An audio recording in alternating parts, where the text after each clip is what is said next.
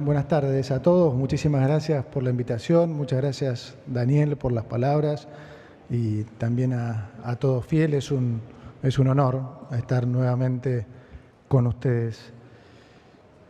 Arrancaría diciendo un poco lo mismo que dije ayer en CIDES, que es que yo creo que estamos en un punto de inflexión en la historia argentina, porque creo que nunca se dio una situación como la actual, en donde hay una ortodoxia macroeconómica por decisión política, es decir, ha habido algunos años en que Argentina ha tenido una situación económica, digamos, más ordenada, pero típicamente eso se producía justo después de haberse gatillado una crisis, donde el ajuste lo había hecho el mercado, la sociedad fuertemente con defaults, devaluaciones, todas las cosas que hemos visto en el pasado. Ahora, ¿por qué eso nunca duraba? Bueno, en el fondo porque nunca había habido presidentes con la convicción política de mantener ese orden macroeconómico. Entonces, por eso, inmediatamente volvíamos a incurrir en déficits que ya sabemos cómo se financiaban, con suba de impuestos, emisión o deuda, lo que generaba todos esos problemas, digamos, que la gente percibía como los problemas, pero que en realidad eran simplemente la consecuencia del problema fundamental, que era el de siempre estar corriendo déficit fiscales, ¿no? Siempre estar gastando más de lo que recaudábamos. Entonces, hay un primer punto esencial que es esta decisión política de mantener el orden macroeconómico. A pesar de esto, uno puede decir, bueno, pero sin embargo se vivieron momentos últimamente de mucha tensión y mucha volatilidad, y eso es lo que creo que también ha cambiado, y por eso digo que estamos en un punto de inflexión en nuestra historia. Porque a pesar de esto, digamos, es la primera vez también que a esta decisión, digamos, de mantener un orden macroeconómico se combina un apoyo social que muchas veces estaba en duda. ¿Por qué durante más de 100 años nunca se habían hecho los deberes fiscales como se deberían haber hecho? Bueno, entre otras cosas porque los políticos, digamos, suponían que eso iba a tener un costo social que la sociedad no lo iba digamos, a soportar, se dice en inglés, no sé cómo decirlo, en español, que no iban a estar dispuestos a tolerar, sí, a apoyar. Bueno, ahora sí, y quedó bien de manifiesto en las últimas elecciones, ¿no? En su gran mayoría, la gente votó por seguir por el camino de la libertad, seguir por el camino del orden macro, por dejar atrás las épocas de inflación, déficit, devaluaciones, defaults. Dijeron, esta vez el camino puede ser duro, como siempre dijimos nosotros, porque salir de 100 años de políticas económicas erróneas no se solucionan en 12 o 24 meses, pero como siempre dijimos, este es el camino correcto. Y en las urnas, la gente, después de 20 meses de probar este camino nuevo de la ortodoxia y la libertad, definitivamente dijo, queremos seguir por este camino. Y se le suma un tercer componente que creo que es crucial, que es el de la gobernabilidad, otra de las cosas que se cuestionaba hasta hace muy poco. Ahora vamos a tener un Congreso que va a ser completamente diferente al que tuvimos que enfrentar en estos primeros 20 meses. Entonces, todas estas reformas que nosotros vamos a estar mandando para continuar con el proceso de transformación de nuestro país, por supuesto que van a tener mucho más aceptación en el Congreso y va a ser de alguna manera más fácil de poder pasar todas estas leyes de lo que hubiera sido con el Congreso que estamos teniendo ahora. Entonces, como digo, se combina lo económico con lo social y con lo político. Y por eso creo que estamos en un momento histórico, en una, digamos, oportunidad única para que todos realmente tomemos conciencia de la situación, estemos lo comprometidos y lo optimistas que la situación amerita y nos demos cuenta que estamos realmente en la víspera de cambiar la historia después de 120 años. Voy a algunos números, nomás para que ya la mayoría de ustedes los conoce, pero que me parece que vale la pena, ¿no? Esto es el equilibrio presupuestario que logramos desde el primer mes, ¿no? Se pensaba que era prácticamente imposible lograr equilibrio fiscal en Argentina, mucho menos habiendo heredado un déficit de 15 puntos consolidados, 5 en el Tesoro, 10 en el Banco Central, pero era difícil realmente imaginar que se podía llegar a hacer un ajuste de mucho más de un punto eventualmente por año. Venimos de las reuniones del Fondo Monetario y del G20, donde mi colega del Reino Unido decía que el Reino Unido tenía también 5 puntos de déficit y con mucho orgullo decía que pensaban bajarlo el año próximo a 4, o sea, reducirlo en 1, lo que generó un aplauso y fuerte aceptación. Bueno, nuestro país logró bajar 5 puntos de déficit en un mes. Y recordemos que cuando hicimos eso, muchos nos criticaban diciendo, bueno, que yo me había sentado en la caja, que era algo imposible de mantener, que era una ridiculez, que era insostenible. Ya llevamos más de 20 meses de superávit y creo que hoy ya nadie discute que el superávit vino para quedarse. Bueno, entonces lo mismo, mostrado, digamos, mes a mes. Otra cosa que fue, un desafío importante y que generó mucho debate era si íbamos a lograr bajar fuertemente la inflación o no. Bueno, pasamos de una inflación del 1,5 diario a un rango entre el 1,5 y el 2,5 mensual. Todavía falta mucho, ¿no? Y bajar, de estos niveles también va a ser un desafío, pero nosotros estamos muy confiados, muy cómodos en que haciendo los deberes vamos a converger a lo que es una inflación internacional el año próximo. De vuelta, en economía no hay nada casual, es todo causal. Argentina nos ha ido mal simplemente porque se han hecho las cosas mal durante décadas, ¿sí? Siempre se intentó culpar a algún tercero, cuando no era el Fondo Monetario, era Estados Unidos o los empresarios malvados, siempre había alguien a quien culpar. La realidad es que siempre fue responsabilidad de la política de turno. Entonces, ahora se están haciendo las cosas bien, no tenemos ninguna duda que vamos a converger el año próximo a niveles de inflaciones internacionales. Otra cosa que más de uno tuvo que tirar algún libro de economía a la basura fue porque se pensaba que haciendo un ajuste como el que hicimos nosotros, que fue de 30% del gasto, lo que esto probablemente iba a generar era una recesión brutal, ¿no? Y si uno toma el estimador mensual de actividad económica, fin del 2024, diciembre del 2024 versus diciembre del 2023, nos encontramos con que la actividad creció un 6,6%. Entonces, al mismo tiempo que logramos el orden fiscal, que no lo dije, pero que también se logró terminar con el déficit cuasi fiscal en 6 meses, además, al mismo tiempo, lejos de haber entrado en una recesión brutal como alguno podría pensar, la economía, como digo, punta a punta, diciembre 24, diciembre 23, creció 6,6%.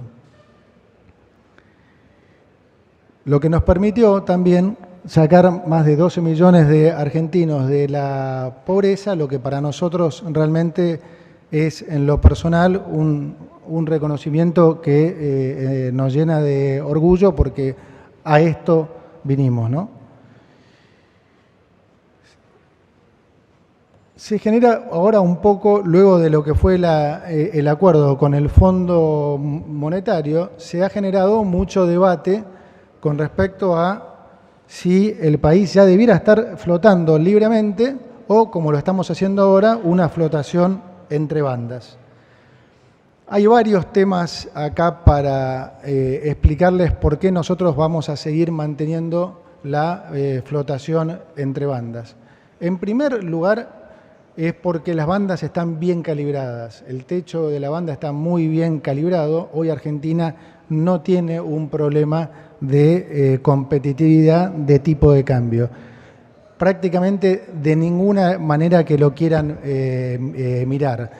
Para los que son fanáticos de la tira histórica, que no es el caso mío, porque hay muchos otros factores que influyen en esto, pero hay mucha gente que lo mira así.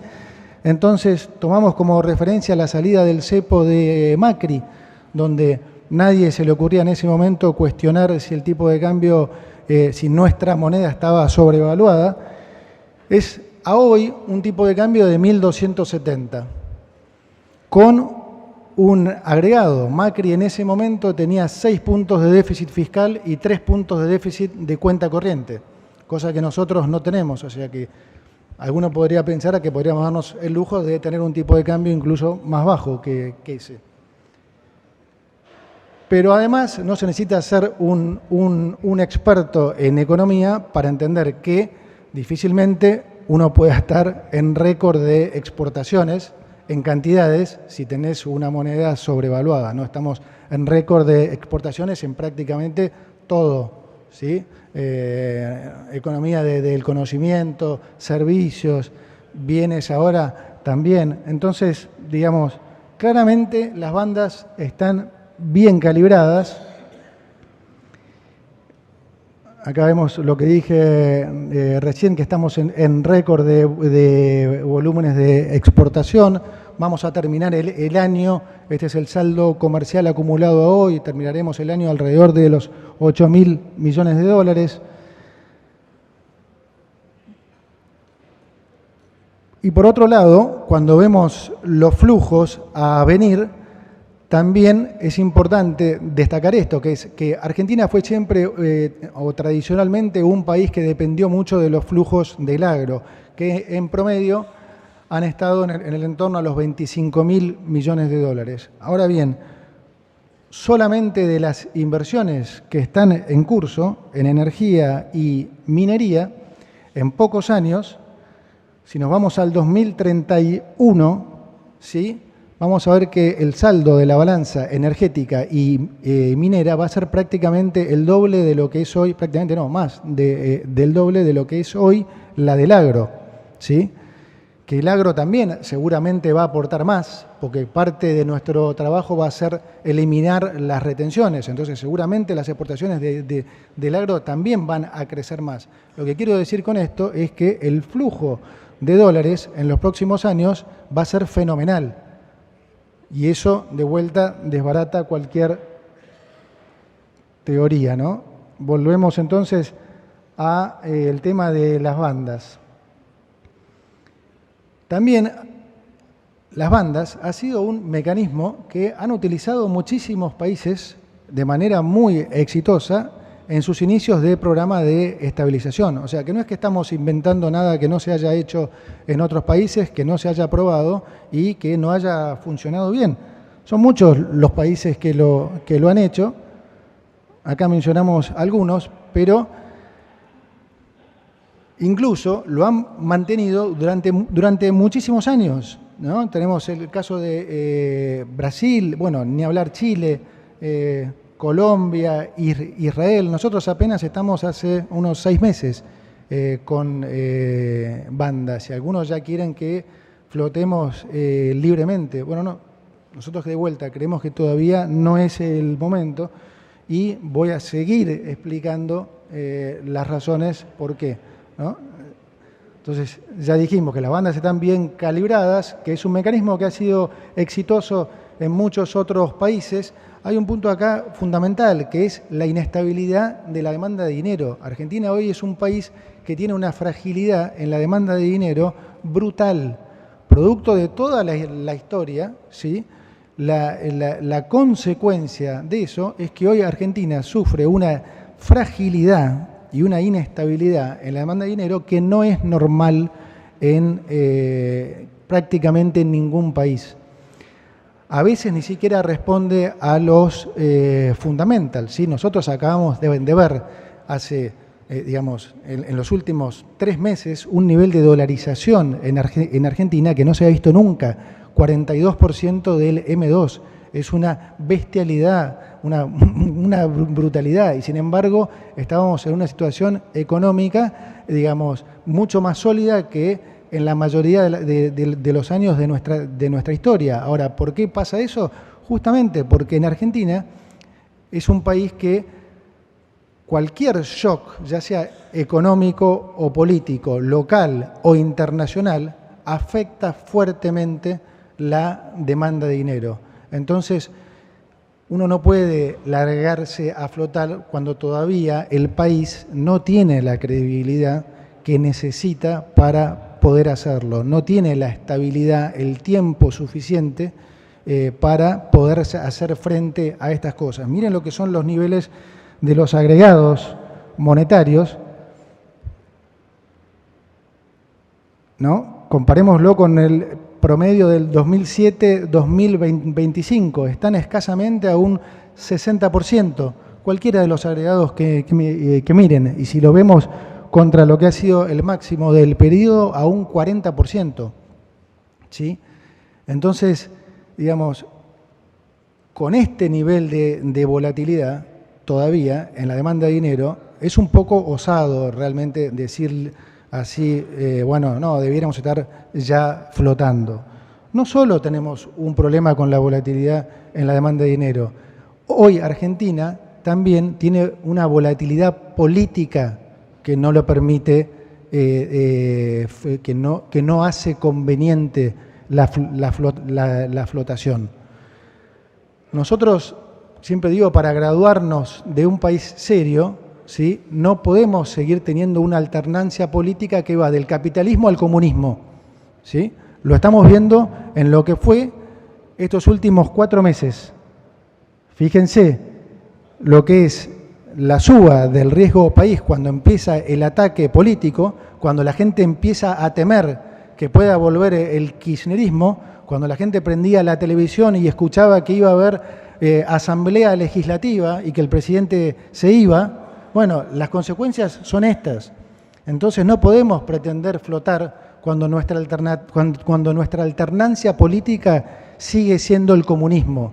Discúlpenme, no es serio, ¿sí? Si nosotros queremos recibirnos de país serio, tenemos que empezar a tener alternativas políticas racionales, que no quiere decir que sean necesariamente la nuestra. No hay problema con que haya una alternativa de centro o de izquierda, pero todos tenemos que ir por la misma autopista, como es en cualquier país normal. No podemos tener a alguien que quiera ir para el otro lado. Eso no es serio y eso produce situaciones, por ejemplo, como ya vivimos en el pasado, ¿no? Como le tocó vivir al ex presidente Macri. Flotamos, ¿sí? Después vino una elección que no gustó, tuvimos cepo 5 años. Entonces, ¿qué vamos a estar insistiendo constantemente en flotamos, bueno, cepo, flotamos, cepo? No, o sea, vamos a hacer las cosas como corresponde finalmente. Y hay una cosa más que, por si todo esto, digamos, a alguno todavía le deja duda, le voy a decir algo ya más técnico, que no pretendo que entiendan, pero que se los tengo que comentar, que es la profundidad del mercado cambiario. No podés pretender flotar en un mercado que viene operando, como en las últimas semanas, 200 millones de dólares por día. ¿Saben cuánto operó el mercado de cambios ayer? 90 millones de dólares por día. No imagino que debe haber muchos países donde se opere tan poco. Entonces, no comparemos con Estados Unidos, comparemos con Chile, donde se operan 2.000 millones de dólares por día, Brasil, donde se operan entre 2.500 y 4.500 millones de dólares por día. Y además convengamos que esos países tampoco flotan libremente. Esos países intervienen en sus monedas. Son muy pocos los países que flotan libremente. Algún país desarrollado, pero los países en desarrollo prácticamente ninguno flota libremente. Entonces, por todas estas razones es que a nosotros nos parece muchísimo más apropiado para la gente, para los argentinos, flotar entre bandas, porque hoy los argentinos quieren previsibilidad, quieren estar tranquilos, no quieren levantarse un día y que les hayan dicho que se soltaron las bandas, que se devaluó y demás. Entonces, la combinación de esto con estar las bandas bien calibradas nos hace sentir muy cómodos que en el techo de la banda, entonces nosotros estamos defendiendo un tipo de cambio que es absolutamente competitivo. Y a las pruebas me remito, cuando se salió del cepo en abril, cuando se hizo el acuerdo con el fondo, que también se dijo en su momento, les van a pedir una devaluación y entonces el tipo de cambio llegó a 1.400. En cuanto salimos, el dólar fue a niveles de 1.200, flotó dentro de las bandas. ¿Cuándo vino la presión cambiaria nuevamente? Bueno, cuando se aproximó el riesgo Cuca, cuando la gente empezó a pensar que podía venir otra alternativa política. Ahora bien, ¿qué está pasando hoy? Eso se disipó y de vuelta hoy el tipo de cambio está tradeando dentro de las bandas en niveles de 1.390, estaba tradeando hoy cuando vinimos. Entonces, digamos, no hay realmente ningún motivo para pensar que una libre flotación hoy es mejor que una flotación entre bandas. Estamos queriendo darnos un lujo que todavía no nos corresponde como país, ¿sí? Entonces, este esquema es hoy mucho más razonable para los argentinos. Brevemente paso a el tema deuda. Hoy tenemos una deuda consolidada del entorno al 43% sobre producto. No estoy tomando en cuenta acá la deuda intrasector público, estoy tomando en cuenta la deuda con el sector privado, con los mercados, más los organismos multilaterales. Hemos reducido la deuda en aproximadamente 50.000 millones de dólares. La deuda con el mercado, tanto en dólares como en pesos, apenas representa 25 puntos de producto. La deuda en dólares son 13 puntos de producto.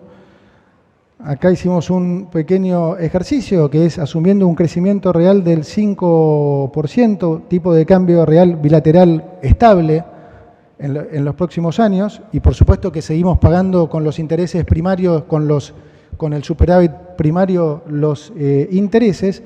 De acá al 2031, la deuda en dólares, ¿sí?, manteniendo, por supuesto, como digo, el equilibrio fiscal, sería apenas de 9 puntos de producto. Entonces, de vuelta, Argentina no tiene un problema de solvencia de ninguna manera, no tiene un problema hoy, digamos, de fundamentos.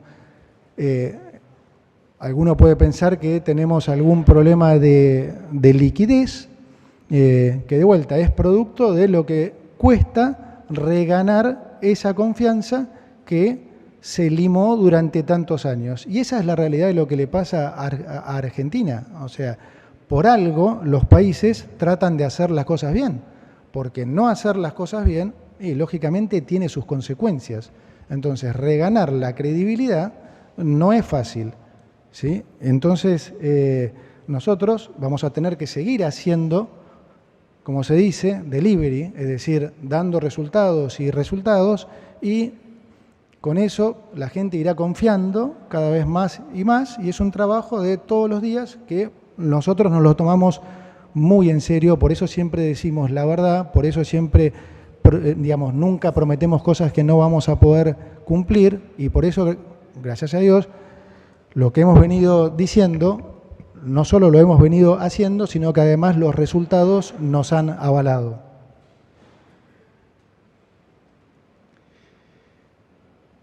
No quiero dejar pasar también lo más importante de lo que yo estoy viendo de como cambio fundamental, que es las inversiones en la economía real.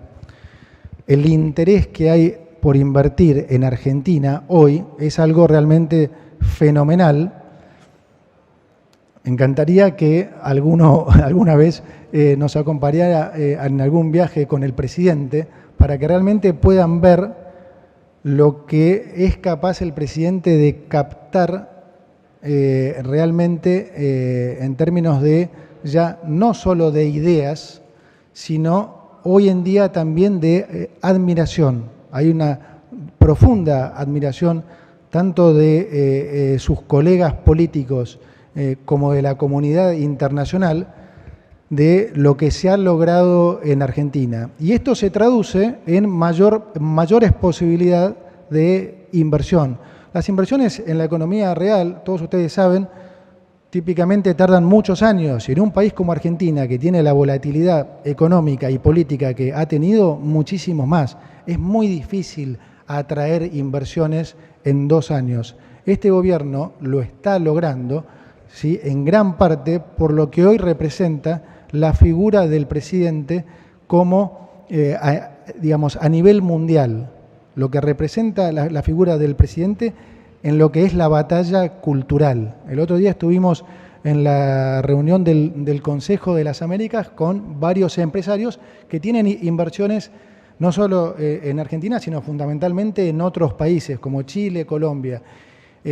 Uno decía, tenemos inversiones en Chile, Colombia, pero ¿saben qué?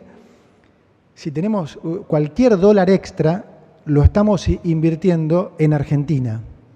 Y sin embargo, Chile, Colombia son países que nos llevan muchísimos años de estabilidad económica, son países que han hecho mucho mejor las cosas que nosotros, que ofrecen mejores condiciones impositivas, y así todo, las inversiones están viniendo a Argentina.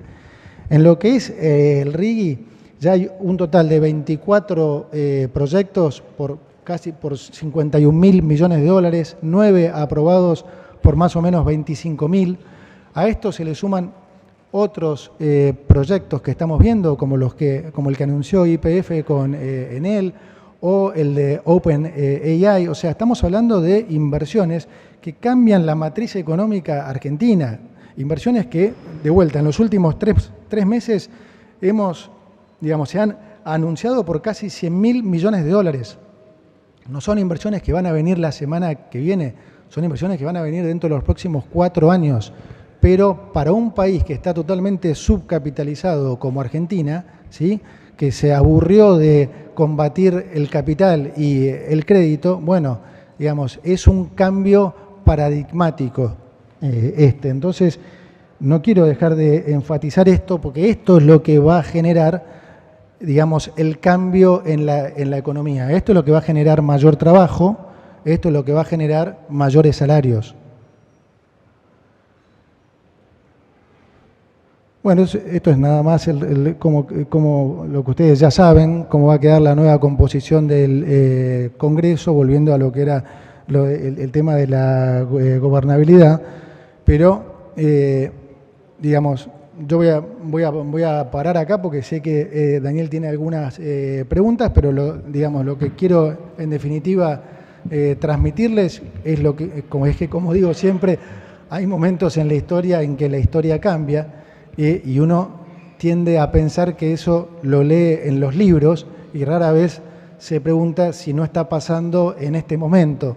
Yo creo que realmente está pasando en este momento, que estamos frente a una oportunidad histórica y que con el apoyo de todos los argentinos, con el apoyo de todos ustedes, realmente estamos y vamos a ser el país que más va a crecer en los próximos 30 años, el país más libre en los próximos 30 años y hacia allá vamos. Muchas gracias.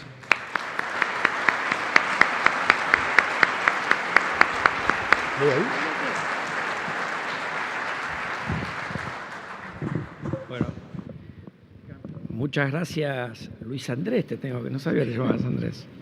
Parece telenovela venezolana. Sí, tal cual. Bueno. Me han dicho eso, ¿no? Bueno, voy a tratar de ser un poquito más originales. Bueno, muchas gracias por tu presentación. Primero quería, porque bueno, no pudiste cubrir todos los temas, pero el propio gobierno ha marcado que vienen ahora 3 hitos importantes en plazos muy cortos, ¿no? El presupuesto 26, reforma tributaria, reforma laboral. En las dos últimas, si podés dar alguna precisión, porque lo que uno intuiría, uno lo que veía previo a la elección, incluso de gente del partido oficial, eran propuestas que parecían poco ambiciosas. Y ahora se abre una oportunidad porque, bueno, la relación de fuerzas es muy distinta y uno estaría tentado de decir aprovechen la oportunidad y vayan a fondo, ¿no? Y respecto del presupuesto, bueno, también previo a la elección había una duda respecto a si iban a poder sostener los ataques que, para ponerlo de alguna manera, había sobre el superávit primario, porque estaba la presión para financiar con una baja el superávit primario, los vetos que le dieron vuelta en el Congreso, y a eso se suman la lista que piden los gobernadores, que si uno suma ambas cosas y no saca mal la cuenta, debemos andar por un punto del PBI.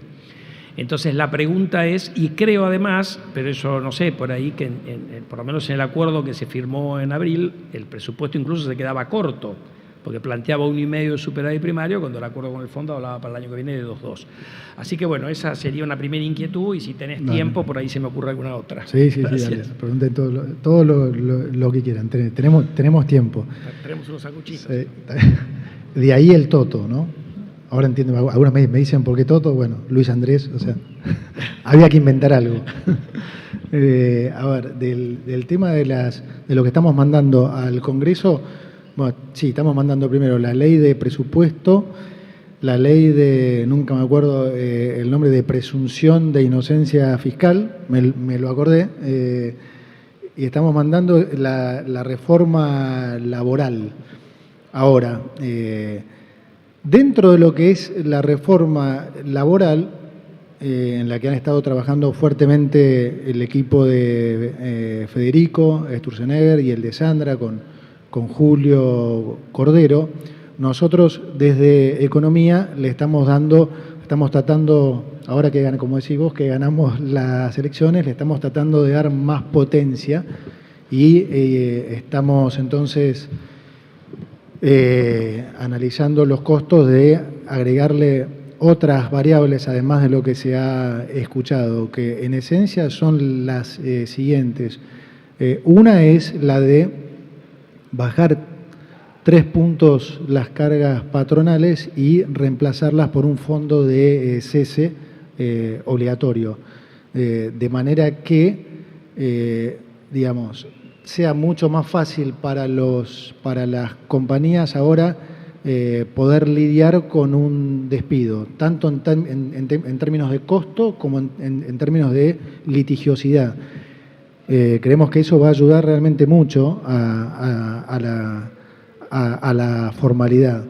La otra cosa que estamos analizando es el de subir fuertemente lo que son las deducciones al impuesto a las ganancias de personas humanas.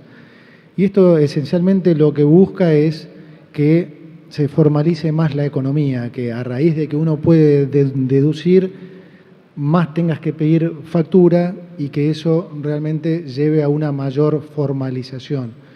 La tercera cosa que estamos pensando es un nuevo régimen de incentivo al nuevo empleo, que creemos que va a ser muy bien recibido por el empresariado. Ahora, ¿por qué estamos pensando en esto, Daniel? Esto lo querría aclarar porque se habla mucho de la reforma laboral y tributaria.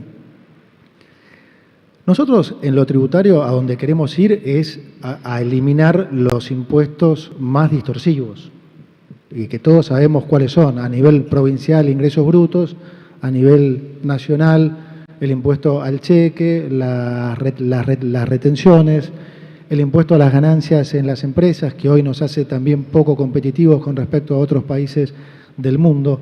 Ahora, cualquiera de esas cosas que toques son hoy para nosotros muy caras. Son todos impuestos que recaudan mucho, ¿sí? El impuesto al cheque alrededor de 1,5 puntos de producto, las retenciones 1,2. Bueno, el impuesto, si bajar el impuesto a las ganancias a las empresas depende de cuánto esté dispuesto a bajarlo, pero son, digamos, todas cosas que hoy no podemos darnos el lujo porque de corto plazo lo que implica es, digamos, romper el ancla fiscal. Estos son los lujos que pueden darse los países que han hecho las cosas mejor durante muchos años, porque pueden financiar esto. En nuestro caso, ese lujo no nos lo podemos dar y el equilibrio fiscal, el ancla fiscal, es el corazón de nuestro programa. Entonces, tenemos claro hacia dónde queremos ir, pero ¿cómo vamos a llegar ahí? Nosotros necesitamos que la recaudación aumente, ¿sí? Pero queremos que aumente de manera virtuosa, es decir, no subiendo impuestos. ¿Cómo hacemos eso? Tratando de aumentar la base, ¿sí? Es decir, formalizando la economía y generando nuevos empleos y logrando que la economía crezca. Creemos que el año próximo vamos a estar creciendo probablemente al 5% o más. Entonces, en esta primera etapa, a nivel de tributario, nos estamos focalizando en, digámosle, en darle una mano grande a la reforma laboral para lograr una mayor formalización, que para nosotros es clave. Entonces, es un primer paso para lograr esto. Va a haber otras cosas, como dijimos, de simplificación de impuestos, de eliminación de impuestos que recaudan poco y nada, pero el corazón de lo que queremos hacer es eliminar los impuestos que son más distorsivos. Y eso lo vamos a lograr en la medida que logremos que la economía crezca. Nosotros hemos corrido números, propios y si lográramos crecer a niveles del 6% por los próximos años, algo que para Argentina es perfectamente lograble, nosotros vamos a usar todo ese superávit para devolverles esa plata al sector privado, ¿sí? Y ese número ronda los 500.000 millones de dólares, que es más de lo que es hoy la deuda argentina. Entonces, es muchísimo el trabajo que todavía resta por hacer acá, pero que quede claro que creo el horizonte, el compromiso nuestro es el de llegar ahí. Con respecto a lo que decías del presupuesto, del 1,5 versus el acuerdo con el fondo, en realidad el acuerdo con el fondo, si bien dice eso, lo que nosotros hemos acordado con el fondo es siempre tener el superávit primario necesario para pagar los intereses. Y eso no va a estar nunca en duda. Nosotros siempre vamos a seguir, vamos a hacer lo que sea necesario para cumplir con ese objetivo. Eso el fondo lo sabe, nos confía plenamente, lo tiene claro y bueno, hacia ahí vamos. Bueno, abusando un poco de tu amabilidad, te hago otra pregunta porque hoy surgió en la mañana, ya sabes que te voy a preguntar, porque hoy en la mañana en los distintos paneles salió que Argentina tenía que acumular reservas. Se sabe el argumento de ustedes que han comprado reservas como nunca antes, pero la usaron para pagar la deuda.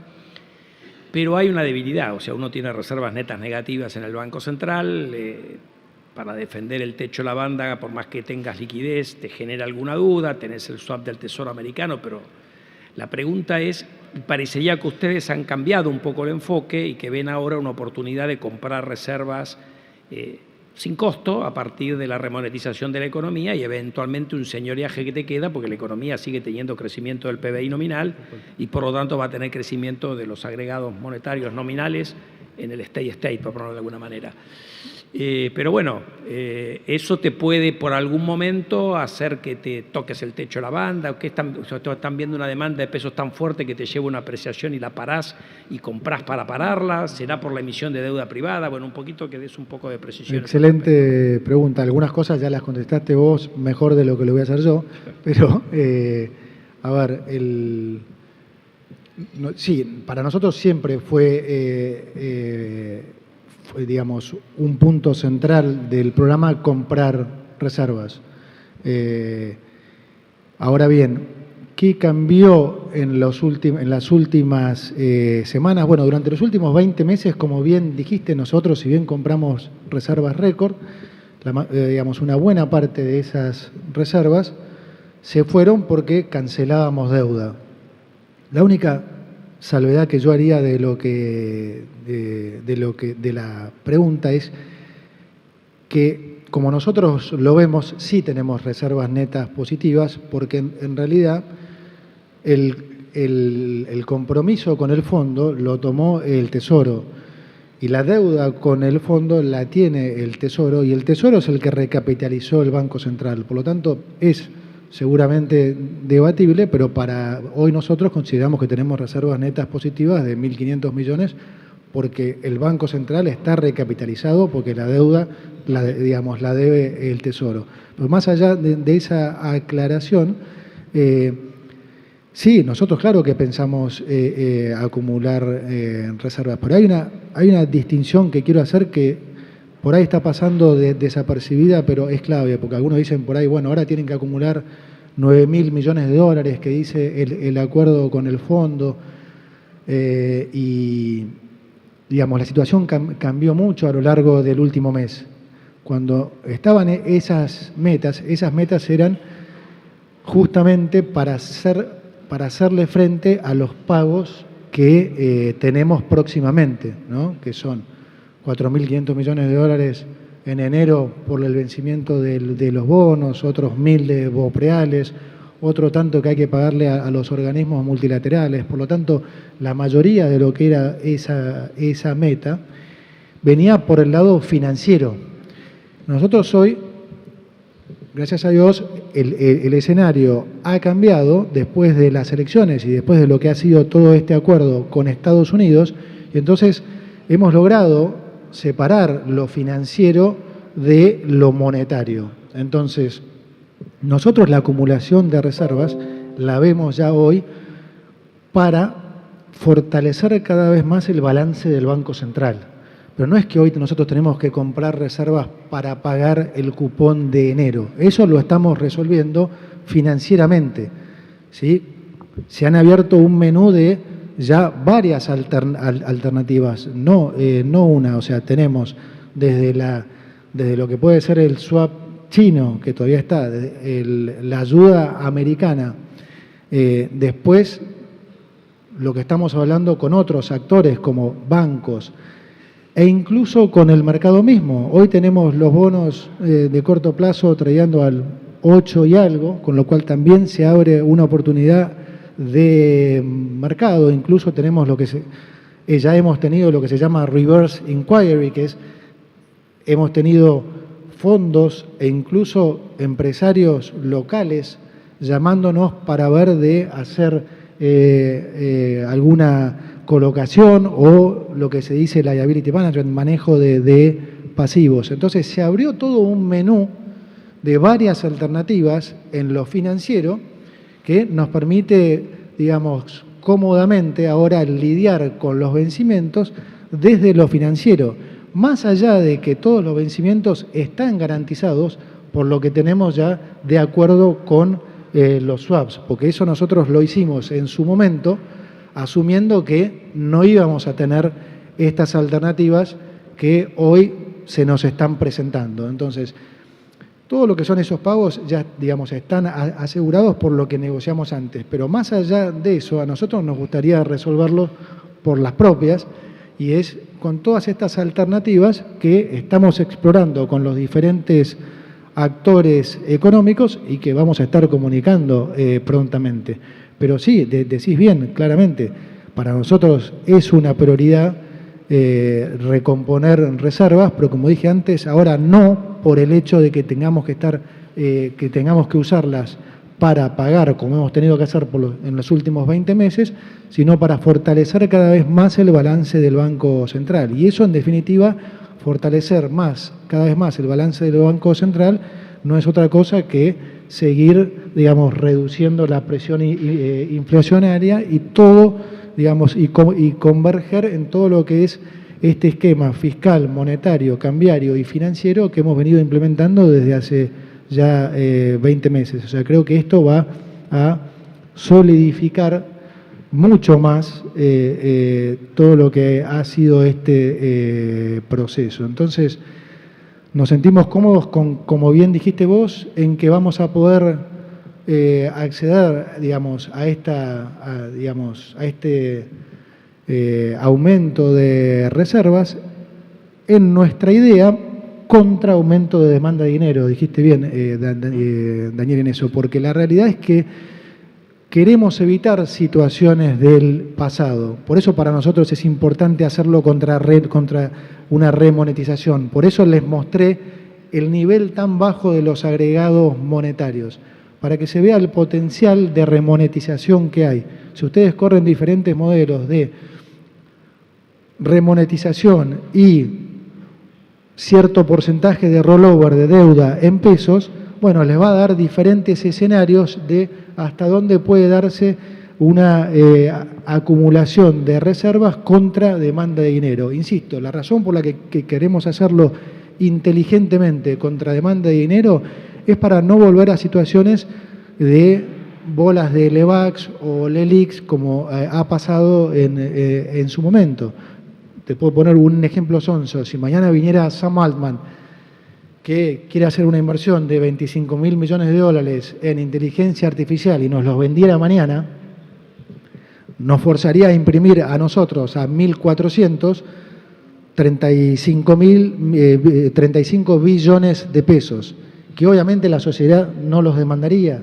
Y entonces nos forzaría a esterilizar el 95% de eso, con lo cual volveríamos a una bola a un cuasi fiscal enorme, a una bola la llamaríamos ahora lo que ustedes quieran, Levac, Lelix, pónganle el nombre que quieran, pero no es la idea esa. La idea es ir recomponiendo reservas con el tiempo, en la medida que los agregados monetarios se vayan recomponiendo. Y esa recomposición se va a dar naturalmente por dos razones, porque como bien dijiste, la economía va a crecer, porque los resultados la ortodoxia la vamos a seguir manteniendo, y la realidad también es que porque el nivel de dolarización es altísimo ya. Digamos, la sociedad y los agentes económicos se prepararon para un escenario que no se convalidó, ¿sí? Y eso para mí es también importante, es una de las cosas que tal vez me gustaría profundizar, que es el concepto de safe assets, ¿no? Hay mucha bibliografía sobre esto, particularmente después de la crisis del 2008 se escribió y mucho sobre esto, los invito a que lean de esto. Pero en Argentina pasa algo particular con el concepto de safe asset, que quiere decir cuál es el refugio ante una situación de estrés o de desequilibrio. En un país desarrollado, por ejemplo, en Estados Unidos, el safe asset es la letra del tesoro de corto plazo de Estados Unidos. Entonces, la gente se refugia en eso. Ahora, ¿eso qué hace? Que la tasa de interés baje fuertemente, eventualmente llegue a cero o a niveles negativos. Y eso funciona como un estabilizador automático de la economía, porque una vez que la tasa llega a esos niveles tan bajos, obviamente genera mayor incentivo a la inversión y al consumo, y entonces, por eso digo, funciona como un estabilizador automático. En Argentina, el safe asset es el dólar, ¿sí? Y entonces eso, lejos de, como en el caso de un país desarrollado, funcionar como un estabilizador automático, en nuestro caso casi funciona como un desestabilizador automático, porque al subir el dólar, suben las tasas, ¿sí? Además, la gente se pone más nerviosa, se retraen las inversiones, la economía entonces cae, se recauda menos y entramos en un círculo vicioso. Entonces, a eso hay que agregarle que Argentina es un país que además es mucho más susceptible a shocks. En Estados Unidos hay un shock muy de vez en cuando pasa algo realmente brutal. En Argentina estamos expuestos a shocks, ya sea por problemas políticos internos o externos, por problemas económicos internos o externos. Entonces, vuelvo al punto de la flotación entre bandas versus la flotación libre, ¿no? Acá tienen una razón más por la que, digamos, nosotros creemos que el esquema de bandas es mucho más apropiado para esta coyuntura y para todos los argentinos. Pero terminando tu punto, esa mayor certidumbre que le vamos a dar a la gente, esa menor volatilidad en los activos financieros, esa menor volatilidad en la inflación, esa menor volatilidad cambiaria va a hacer que podamos comprar más reservas de los que probablemente el mercado se pueda imaginar gracias a una remonetización que tiene todo para volver a niveles más normales. Bueno, hemos abusado de tu amabilidad, agradecerte otra vez que hayas cerrado la conferencia de Fiel del año 25, ha sido un honor para nosotros. Y ya te invitamos para la del 26. Vale, sí, ojalá y ojalá pueda estar siempre con mejores noticias. Gracias a todos.